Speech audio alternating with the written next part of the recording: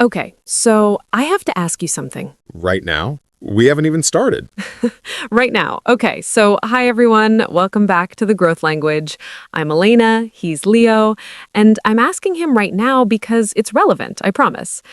Leo, when you got your first real salary, like your first actual paycheck, what did you do with it? Spent it. On what? Okay, I think there was a jacket and food, and maybe I paid one bill and told myself I was being responsible. That was it. Gone. Yeah, same. Wow, what did you do? Literally the same thing. I got paid, I felt rich for like 2 days, and then I looked at my account and I was like, where did it go? Where does it always go? And that's kind of what I want to talk about today. Because, okay, so there's this thing, and I don't know if it has a fancy name or whatever, but I've started calling it in my head the earn-spend loop. The earn-spend loop. You earn money, you spend money, you wait to earn more, you spend that too, and you just keep going, month after month, year after year. And you feel like you're doing fine because you're not broke. Yes, that's exactly it. You're not broke, you're paying your bills, you maybe went out to eat last weekend, you're fine. But you're also kind of stuck. You're on a treadmill. You're on a treadmill, and it's moving, but you're not going anywhere. I think this is like a specific kind of stuck, right? Because it's not like being broke stuck where everything feels hard. It's more like comfortable stuck. Oh, comfortable stuck is so much more dangerous. So much more dangerous because you don't feel the fire under you. There's no alarm going off. Everything's kind of okay. And okay is the enemy. Wait, say that again? Okay is the enemy. Yeah, it is. Because okay means you don't change anything. You just keep going and going. And then one day you wake up and you're like, wait, I've been working for 10 years. Where is everything? Where is everything? And I think the reason this hits so many people is because nobody sat us down and explained any of this. Like, nobody in school said, hey, here's how money actually works in real life. No, they taught us about the water cycle. They really did. I know so much about evaporation. I know nothing about why I can't save money. Right. And so we grow up and we just copy what we saw at home. And if what we saw at home was also the earn-spend loop, Then that's just normal to you. that's just how life works, right? You earn, you spend, you get by. And nobody questions it because everyone around you is doing the same thing. It's like, okay, weird comparison maybe, but you know how if everyone in a room is speaking a little too loud, after a while you just start speaking loud too because that's the room? Huh. No, that's actually a really good way to put it. The money stuff is the same thing. The whole room is in the loop, so you just join the loop without thinking about it. Without thinking about it. That's the key part. Can I tell you something kind of embarrassing? Always. Okay, so I'm maybe 24, 25. I had a job I actually liked, the pay was decent, not amazing, but decent. And I remember thinking, okay, I'm adulting, I'm doing it. I have a job, I pay my rent, I even have a credit card. Oh no. The credit card, yes. Okay, so I thought the credit card was like free money. Like I genuinely, in my actual brain, understood that it wasn't, but I behaved like it was. Like in practice. In practice, I would swipe it and think, I'll sort this out later. And later always came, and later always hurt. Yeah. And the scary thing was I wasn't being reckless. I wasn't doing crazy things. I was buying groceries. I was buying normal stuff. I just wasn't paying attention. And that's the thing. It doesn't take bad decisions to get stuck in the loop.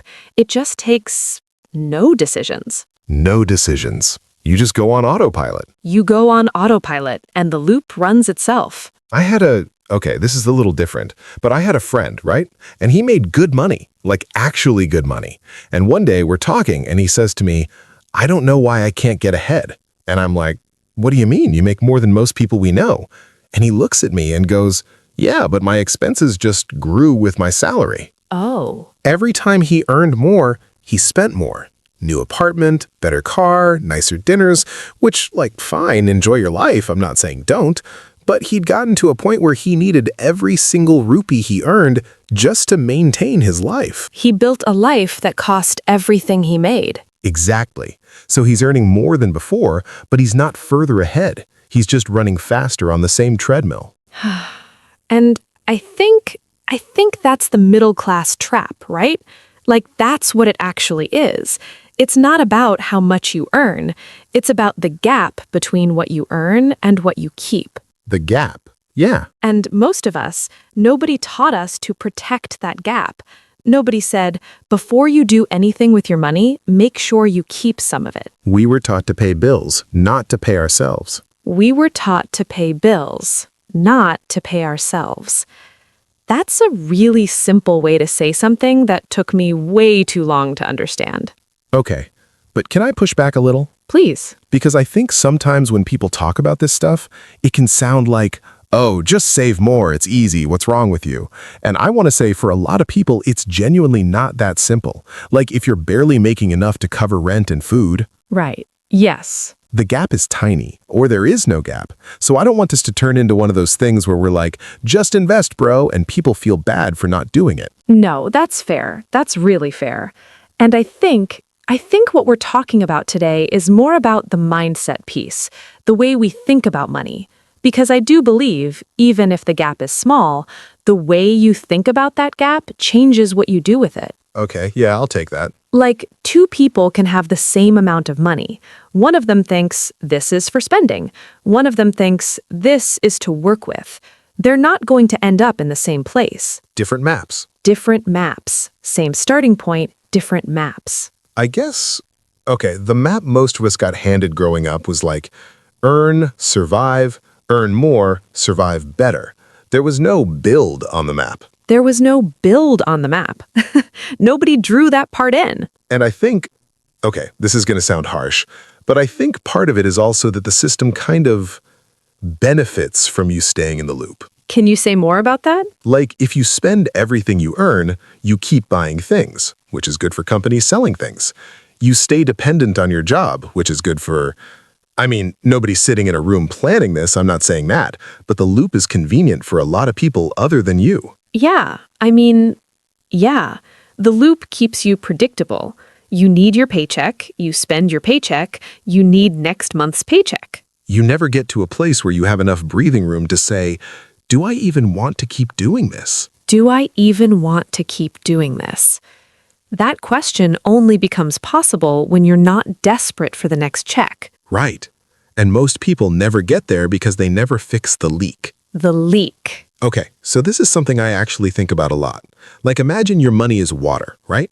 And every month it comes in, but there are all these small holes in the bucket. Oh, I like this. And the holes aren't big holes, they're like a subscription you forgot about, a habit of eating out when you could have eaten at home 3 times a week, things you buy because they're on sale, not because you need them. Small holes, but there are 20 of them.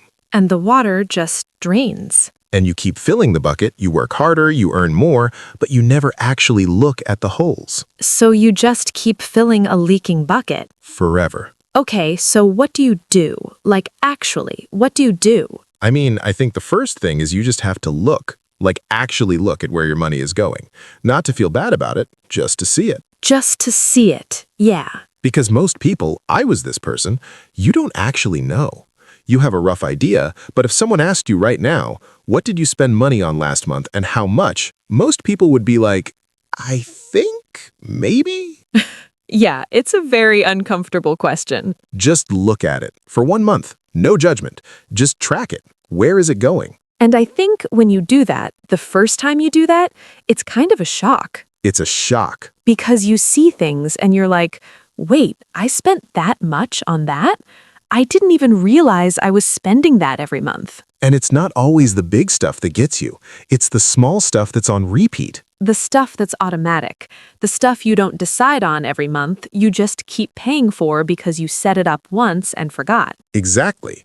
And some of those things are worth it. Keep them. But some of them, you'll look at it and go, why am I paying for this? I don't even use this. I canceled 3 things in one sitting when I finally did this.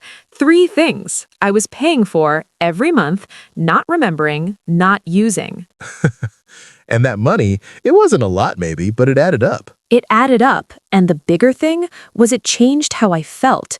Because I went from someone who money was just happening to someone who at least was looking at it. That's a big shift, actually. It sounds small, but it's a big shift.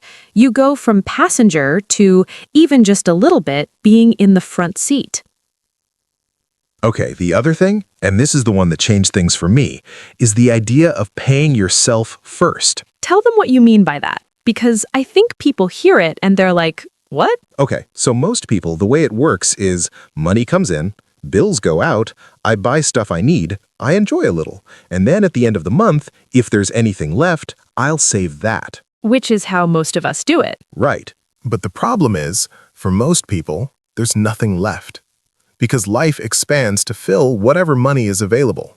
Life expands to fill whatever money is available. Oh, that's so true and so annoying.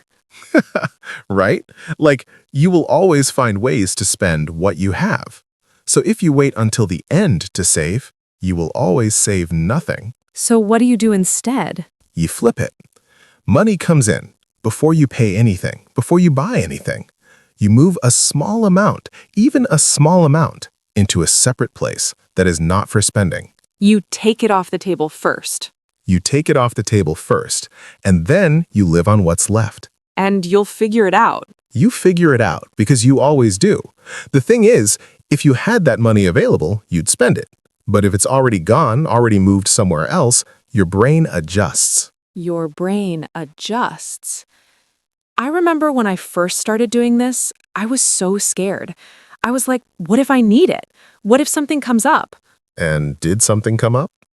Something always comes up, but not as often as I thought. And when it did, I had something to pull from, which I never had before. Because before, when something came up, Credit card. credit card. I think there's also this emotional side of the loop that I don't think we talk about enough. What do you mean?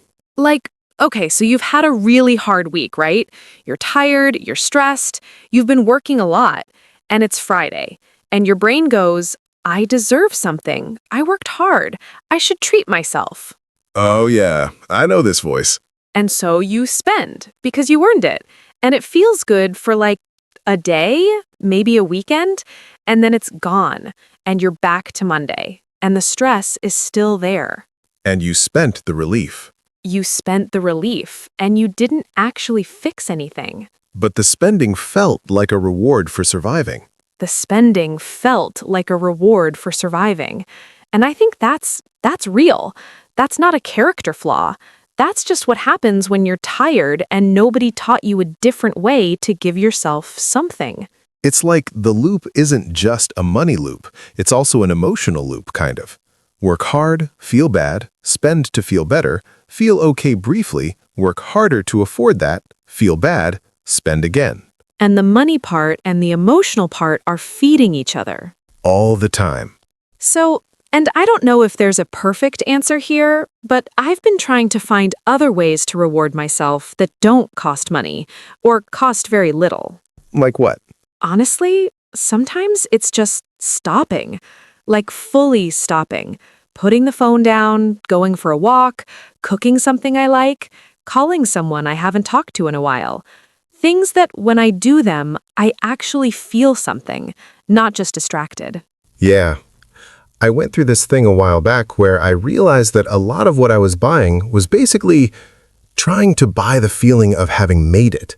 Oh. Like, nice things signal success, right?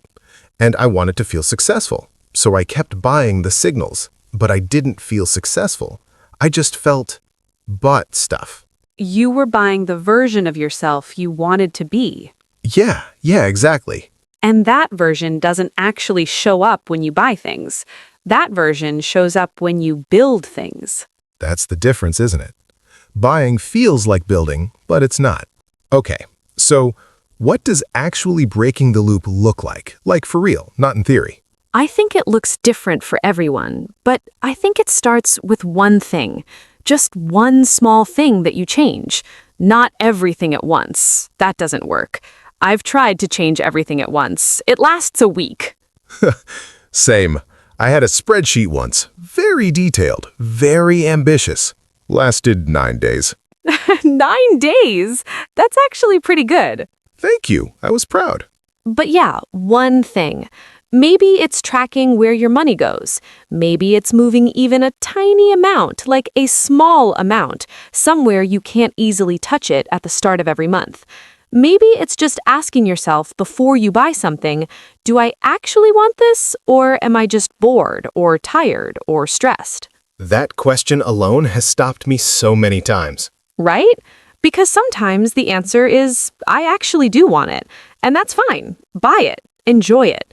But sometimes the answer is, honestly, no.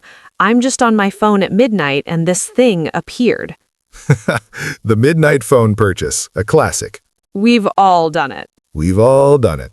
And the next morning, you're like, did I need this? The answer is almost never yes. Almost never yes.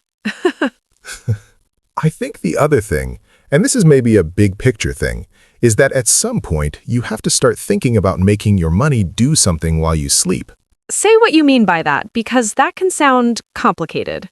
Okay, so when you just keep money in a regular account, it's just sitting there. It's not growing, it's just waiting to be spent. But there are ways, even simple ways, to put it somewhere where it slowly grows on its own. Not like get-rich-quick stuff, just slow, boring growth. Boring is good when it comes to money. Boring is very good when it comes to money. The exciting stuff is usually how people lose money. The boring stuff is how people actually build it. Invest in boring.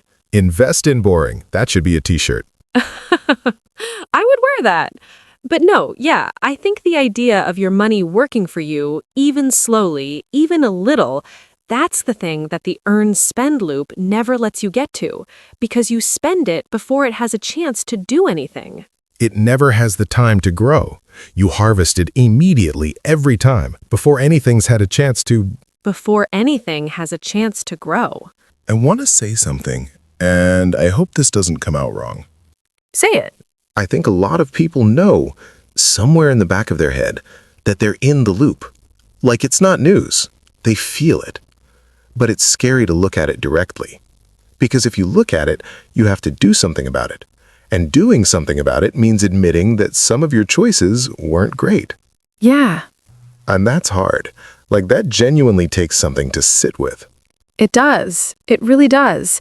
And I think I just want to say, if you're in the loop and you've been in it for a while, that doesn't mean something's wrong with you. It means nobody showed you the exit. Nobody showed you the exit. And the exit isn't some big, scary thing. It's just small decisions over time. That's it. That's actually it. Small decisions repeated. Repeated, because that's also what got you in. Small decisions repeated got you in. Small decisions repeated differently gets you out. I like that. Me too. I surprised myself. Okay, I think we covered a lot today. We did. It went longer than I thought it would. It always does when it's a real one. It was a real one. Hey, if you're out there and something today landed for you, even just one line, even just one thought, that's enough. Start there. You don't need to fix your entire financial life this weekend. Just notice the loop, name it, and then pick one small thing. That's all. Really, that's all. We'll see you in the next one. Take care of yourselves out there.